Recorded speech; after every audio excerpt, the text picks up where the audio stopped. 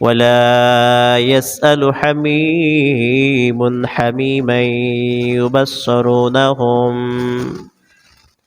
আল্লাহ রাব্বুল আলামিন বলেন, এক ঘনিষ্ঠ বন্ধুর সামনে আর এক ঘনিষ্ঠ বন্ধুকে মুখোমুখি করা হবে। ওয়ালা ইয়াসআলু হামীমুন হামীমা, কিন্তু একজন আরেকজনের কোনো খবর নিবে না, কিছুই জিজ্ঞেস করবে না।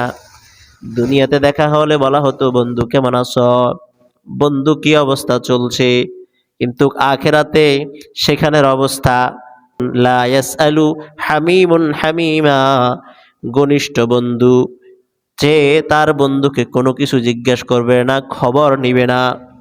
ইয়াওয়াদ্দুল মুজরিমু লাউ ইয়াফতাদি মিন আযাবি ইয়াউমিইযিম বিবানি,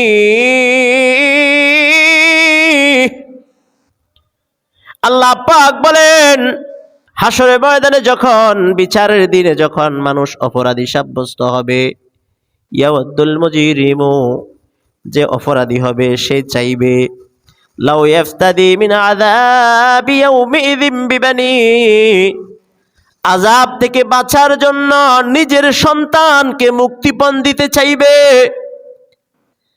দোস্ত আহবাব, আজকে আমরা আমাদের সন্তানের জন্য কি না করছি?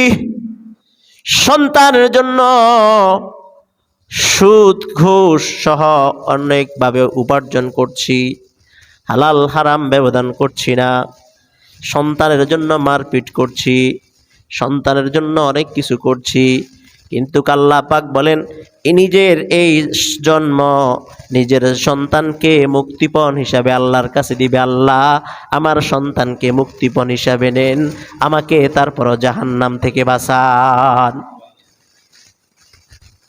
বিচার দিনের অবস্থা এমন হবে, আল্লাহ আমার সন্তান নিয়ে নেন, তারপর আমারে আযাবে জাহান্নামে জ্বালাইয়েন না। শুধু তাই নয়, ওয়া সাহিবাতিহি ওয়া আখিহি, নিজের স্ত্রীকে দিয়ে দিবে, আল্লাহ আমার স্ত্রীকে নিয়ে নেন, তারপর আমাকে জাহান্নামে পালাইয়েন না, আমাকে জাহান্নামে দিয়েন না গো মাবুদ। ও আখি, আমার এই ভাই আছে, বাইরে নিয়ে যান, আমার বাইরে নিয়ে যান, তারপর আমাকে জাহান্নামে দিবেন না।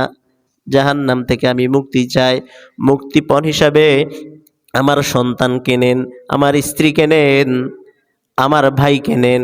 মুক্তিপণ দিতে চাইবে অপরাধীরা, জাহান্নামী সাব্যস্ত হলে মুক্তিপণ দিতে চাইবে।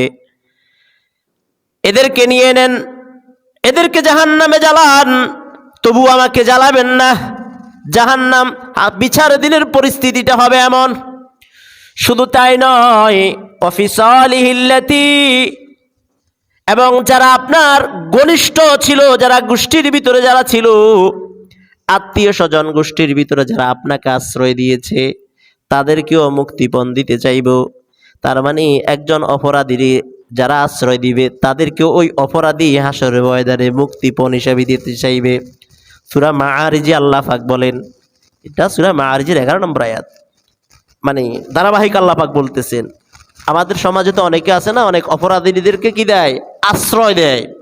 আহারে, ছেলেটা অপরাধ করলো, কি হয়েছে, অপরাধীদের টাকা পয়সা দিয়ে অনেকে কি করে, আশ্রয় দেয় না, টাকা পয়সা তার প্রশ্রয়, আশ্রয় প্রশ্রয় দেয়, আছে না নাই? আছে।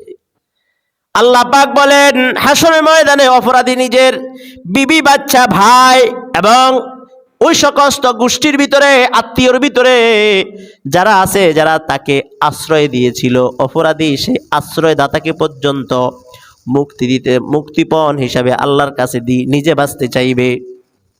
ওয়ামান ফিল আরদি জামিআন সুম্মা ইউনজি,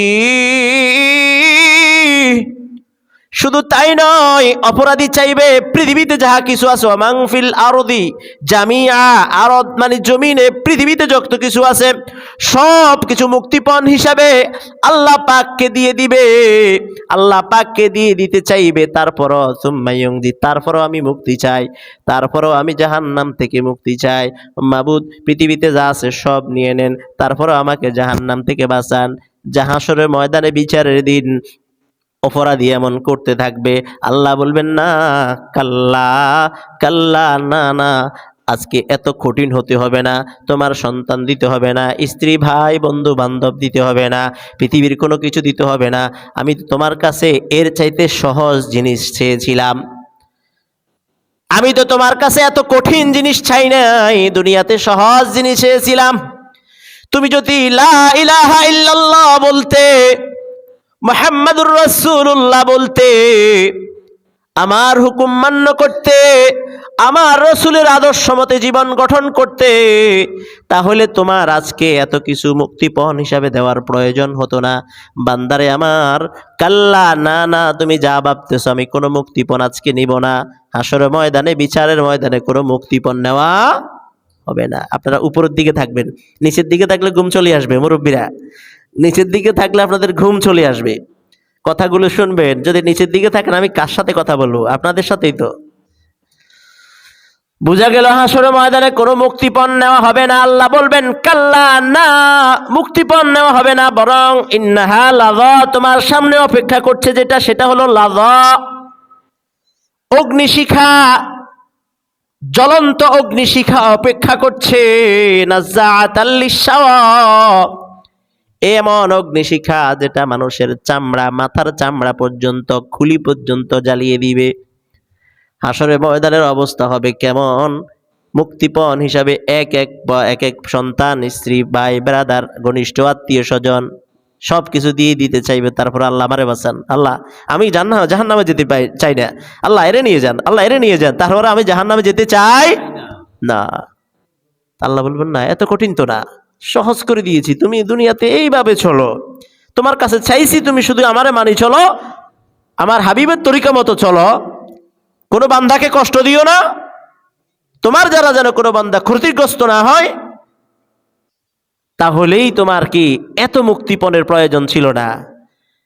একটু চিন্তা করুন তো, ওই সময় আমার পরিস্থিতি, আমি আমার কথা বলি, আপনারা তো হয়তো আমার চেয়ে অনেক আমল গুজার, আমাদের পরিস্থিতি, সবার পরিস্থিতি কেমন হবে?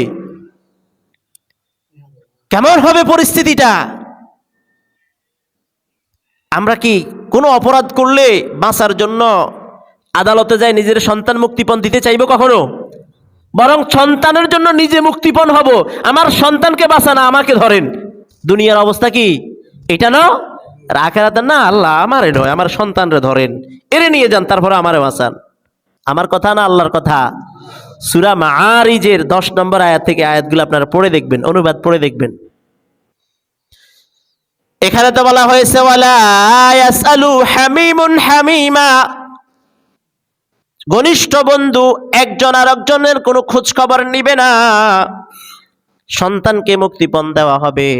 আবার সূরা আবাসার 34 নম্বর আয়াত থেকে ধারাবাহিক আল্লাহ পাক বলেছেন, বন্ধু বান্ধব, স্ত্রী পুত্র, মা বাবা দেখে মানুষ পলায়ন করবে।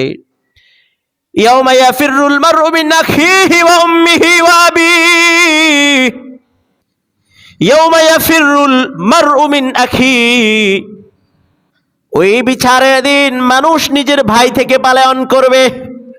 ওয়া উম্মিহি ওয়া আবিহি, নিজের মা আর বাবা, মা বাবা থেকে পলায়ন করবে, মা বাবাকে ছিনবে, কিন্তু ধারে আসবে না, পলায়ন করবে অপরাধী হলে।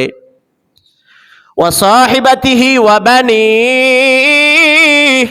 ওয়া সাহিবাতিহি, তার স্ত্রী, পরমা স্ত্রী, ভালোবাসার স্ত্রী, যার জন্য অনেক কিছু করেছে, যাকে সন্তুষ্ট করার জন্য মাকে পর্যন্ত অসন্তুষ্ট করেছে। কি বলেন? স্ত্রীকে সন্তুষ্ট করতে মা বাবাকে বেরাজ করে, এমন আছে না নাই? আল্লাহ পাক বলেন, ওয়া সাহিবাতিহি, ওই দিন ওই স্ত্রী তোমাকে ছেড়ে ফেলাবে। যে স্ত্রীর জন্য তুমি মাকে কষ্ট দিয়েছো, যে স্ত্রীর জন্য তুমি বাবাকে কষ্ট দিয়েছো, ওয়া সাহিবাতিহি, ওই স্ত্রী তোমাকে দেখে পালাবে, তোমাকে দেখে মুখ ফিরিয়ে নিবে। ওয়া বানি, এবং তোমার সন্তানও তোমাকে দেখতে পালাবে, তোমাকে তোমার থেকে পালাবে। ইয়াউমা ইয়াফিরুল মারউ মিন আখিহি ওয়া উম্মিহি ওয়া আবিহি ওয়া সাহিবাতিহি ওয়া বানিহি, এখানে 5 জনের কথা বলা হয়েছে। 1 নম্বর বলা হয়েছে আখিহি, নিজের ভাই, ভাই দেখে পালাবে। ওয়া উম্মিহি, মা পালাবে। ওয়া আবিহি, বাবা পালাবে। ওয়া সাহিবাতিহি, এবং নিজের স্ত্রী ফালাবে, ওয়া বানি, সন্তান ফালাবে। তার মানে এই 5 জনের জন্য আমরা সব কিছু করি। এই 5 ধরনের মানুষের জন্য দুনিয়াতে আমরা যত অপরাধ করি 5 ধরনের মানুষের জন্য করি। এই 5 ধরনের মানুষই আমাদের দেখে ফালাবে, আমাদের কোনো প্রকার কোনো সাহায্য করবে না। আল্লাহ পাক পরের আয়াতে বলতেছেন, লিকুল্লি ইমরিইম মিনহুম ইয়াউমা ইযিন শা'নুন ইউগনিহ। ওই দিন প্রত্যেকেই নিজেকে নিয়ে ব্যস্ত থাকবে, কেউ কারোর দিকে তাকাবে না, নিজেকে নিয়ে ব্যস্ত থাকবে। লিকুল্লি ইমরিইম মিনহুম ইয়াউমা ইযিন শা'নুন ইউগনিহ। সবাই নিজেকে নিয়ে ব্যস্ত থাকবে। মানুষ তো উলঙ্গ অবস্থায় উঠবে, কোনো বস্ত্র থাকবে না, খতনা করা ছাড়া মানুষ উঠবে। একটি হাদিসের ভিতরে আসে তিরমিজি শরীফের 3332 নম্বর হাদিস, আর ইবনে আব্বাস রাদিয়াল্লাহু তাআলা আনহু আন নবী সাল্লাল্লাহু আলাইহি ওয়াসাল্লাম قال, হযরত আব্বাস রাদিয়াল্লাহু তাআলা থেকে বর্ণিত, নবীজি সাল্লাল্লাহু আলাইহি ওয়াসাল্লাম বলেন, তুহশারুনা হুফাতান উরাতান গুরলা। তোমাদেরকে কিয়ামতের ময়দানে, বিচারের ময়দানে উলঙ্গ এবং খতনাবিহীন অবস্থায় উঠানো হবে। ফাকালাত ইমরাআতুন, একজন মহিলা বলল, কোন বর্ণনায় আসছে আয়েশা রাদিয়াল্লাহু তাআলা আনহা বললেন, আয়ুনসারু আও ইয়ারা বা'দুনা আওরাত বা'দ। ইয়া রাসূলুল্লাহ, যদি উলঙ্গ অবস্থায়, নগ্ন অবস্থায় উঠে, তাহলে একজন আরেকজনের সতর, গোপনাঙ্গ দেখে ফেলবে না, একজন আরেকজনের সতর দেখে ফেলবে না। রাসূলুল্লাহ সাল্লাল্লাহু আলাইহি ওয়াসাল্লাম বলেন, ইয়া ফুলানা, শুনো শুনো, লিকুল্লি ইমরিইম মিনহুম ইয়াউমা ইযিন শা'নুন ইউগনি। সেদিন সবাই নিজেকে নিয়ে ব্যস্ত থাকবে, কারোর দিকে কেউ তাকানোর কোনো সময় পাবে না। সেই দিনের কথা আমার ভাবতে হবে। আমি আমাকে বলি, প্রথমে আমি আমাকে বলি, আমি ভাবি, আপনারাও ভাবেন, আমাদের মা বোনেরা যারা শুনে সবাই ভাবেন, যেদিন আমরা সবাই নিজেকে নিয়ে ব্যস্ত থাকবো। আজকে তো আমরা কেউ নিজেকে নিয়ে ব্যস্ত নাই। আমার সংসার, আমার ভাই, আমার বোন, আমার স্ত্রী, আমার পুত্র, এগুলা নিয়ে আমরা ব্যস্ত। আবার কেউ কেউ তো আছি অন্যকে নিয়ে ব্যস্ত। দোকান ফাটে বসলে বেশিরভাগ অন্যের আলোচনা করা হয়, অন্যকে নিয়ে ব্যস্ত থাকে। আরে ভাই, কিয়ামতের দিন আপনি অন্য নয়, আপনার সন্তানের ব্যস্ততায় নয়, বরং নিজেকে নিয়ে ব্যস্ত থাকবেন, নিজের চিন্তায় বিভোর থাকবেন। ওই দিন যখন আপনার আমলনামা আপনার হাতে দেওয়া হবে, তখন আপনি বলবেন, হায় আফসোস, আমার দুর্ভাগ্য কেমন। সূরা কাহাফের 49 নম্বর আয়াত আল্লাহ পাক বলেন, ওয়াউদিয়াল কিতাবু ফাতারাল মুজরিমিনা মুশফিকিনা মিম্মা ফীহি। ওয়াউদিয়াল কিতাব, যখন আমলনামা উপস্থিত করা হবে, আমলনামা যখন দেওয়া হবে, ওয়াউদিয়াল কিতাবু ফাতারাল মুজরিমিনা মুশফিকিনা মিম্মা ফীহি। অপরাধী যারা হবে, অপরাধীরা আমলনামায় যা আছে তা দেখে, আপনি দেখবেন তারা কিন্তু আমলনামায় যা আছে তা দেখে তারা ভীত সন্ত্রস্ত থাকবে। ফায়াকুলুনা ওয়া ইয়াকুলুনা ইয়া ওয়াইলাতানা মা লিহাযাল কিতাব লা ইউগাদিরু সগীরাতান ওয়ালা কাবীরাতান ইল্লা আহসাহা। তারা বলবে, এটা কেমন আমলনামা, লা ইউগাদিরু সগীরাতান ওয়ালা কাবীরাতান, ছোট বড় কোনো কিছু বাদ পড়েনি, ইল্লা আহসাহা, সব কিছু তো হিসাব রাখা হয়েছে, সব কিছু তো লেখা হয়েছে। গুরুত্বহীন, গুরুত্বপূর্ণ কোনো কিছুই বাদ পড়ে নাই, যাররা যাররা সব কিছু তো হিসাব রাখা হয়েছে। দেখে তারা আফসোস করতে থাকবে। আমি যাই করতেছি, যা কল্পনা করতেছি, যতটুকু কিছু করছি, সব কিছু হিসাব রাখা হবে। আল্লাহ পাক সূরা আল হাক্কার 19 নম্বর আয়াত থেকে ধারাবাহিকভাবে বলেন, ফাআম্মা মান উতিয়া কিতাবাহু বিয়ামিনিহি।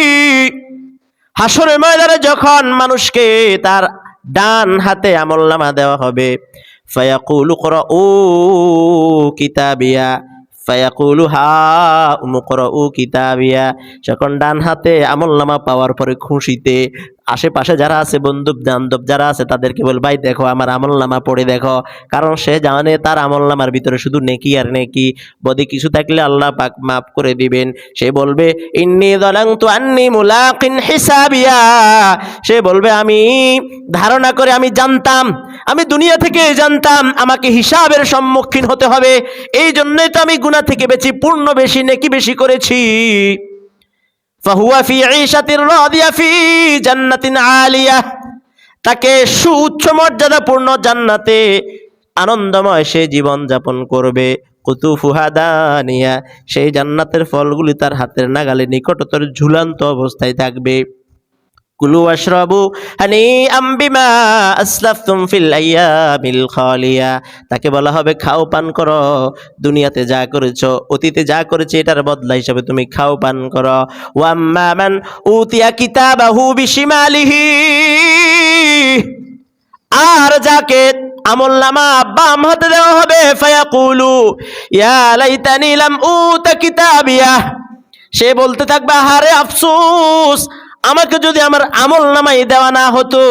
ফায়াকুলু ইয়া লাইতানি লাম উতা কিতাবিয়া, আমাকে যদি আমার আমলনামাই দেওয়া না হতো। ওয়ালাম আদরি মা হিসাবিয়া, আমি যদি আমার হিসাব না জানতাম, আজকে যে আমাকে হিসাব দিছে হিসাব যদি আমি না জানতাম। আফসোস করবে আর বলতে থাকবে ইয়া লাইতাহা কানাতিল কাদিয়া, আমার মৃত্যুটাই যদি আমার জীবনের শেষ হয়ে যেত, আমাকে যদি আর জীবিত করা না হতো, তাহলে তো আজকে হিসাবের সম্মুখীন হতে হতো না। মোস্তারাম হাজিরিন, কত দুঃখ কত পেরেশানি হলে মানুষ বলবে আরে আমার যদি আমার হিসাব না দিত, তাহলে তো আমাকে এত বিপদে পড়তে হতো না। মা আগনা আন্নি মালিয়া, সেদিন মানুষ বলতে থাকবে আহারে দুনিয়াতে অনেক সম্পদ ছিল, আজকে কোনো কাজে আসলো না। হালাকা আন্নি সুলতানিয়া, আমার তো অনেক ক্ষমতা ছিল, মানুষ আমার পিছন পিছন ঘুরতো, আমি যা বলতাম মানুষ তাই করতো, আমার তো অনেক ক্ষমতা ছিল, কিন্তু আজকে আমার কোনো ক্ষমতা নাই। আল্লাহ বলবেন খুযুহু ফাগুল্লু, আল্লাহ বলবেন এরে ধরো, এরে ধরো, এরে ধরো, ফাগুল্লুহু, তার গলদেশে গলায় বেড়ি পরিয়ে দাও, ফাঁসি লাগিয়ে দাও। সুম্মাল জাহিমা সাল্লু, তাকে জাহান্নামে নিক্ষেপ করো।